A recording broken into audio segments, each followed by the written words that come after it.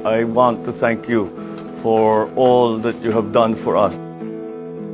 Usap-usapan ngayon sa social media ang kapuso news anchor na si Vicky Morales dahil sa reaksyon nito sa nalalapit na panalo ni Bongbong Marcos sa pagkapangulo ng bansa. Sa kumakalat na video ni Vicky Morales, kausap niya sa isang panayam si Professor Rai ng UP Diliman Political Science Department kung saan pinag-uusapan nila ang malaking lamang ni BBM kay VP Leni Robredo.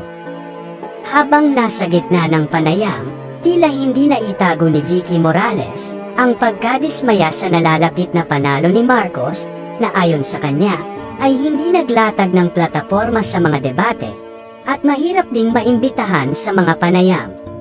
Narito ang pahayag ni Vicky Morales. This rewrites, no?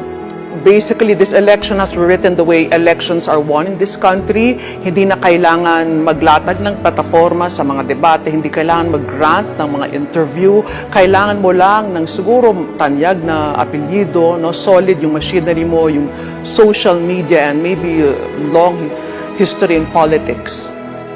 Sa kaugnay na balita ay naglabas na ng isang video ang kampo ni Bongbong Marcos kaugnay sa malaking lamang nito sa presidential race. Sa kasalukuyan, si Marcos ay may mahigit 30 milyong boto na malayo sa pangalawang pwesto na si Vice Presidente Leni Robredo na may 14 milyong boto lamang. Sa kabila ng malaking lamang at tila abot kamay na tagumpay, hindi pa rin kampante si Marcos. It's not yet done, it's not yet over. Kailangan pa rin tayo magpantay.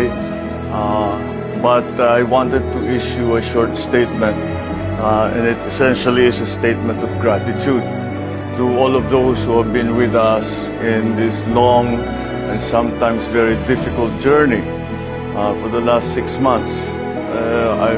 I want to thank you for all that you have done for us. There are thousands of you out there, volunteers, parallel groups, political leaders that have cast their lot with us because of their belief in our message of unity, because of their belief in the candidates.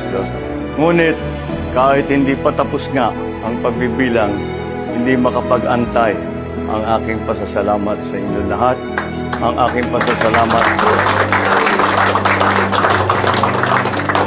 sa lahat ng tumulong, sa lahat ng sumapi sa aming ipinaglaban, sa inyong sakripisyo, sa inyong trabaho.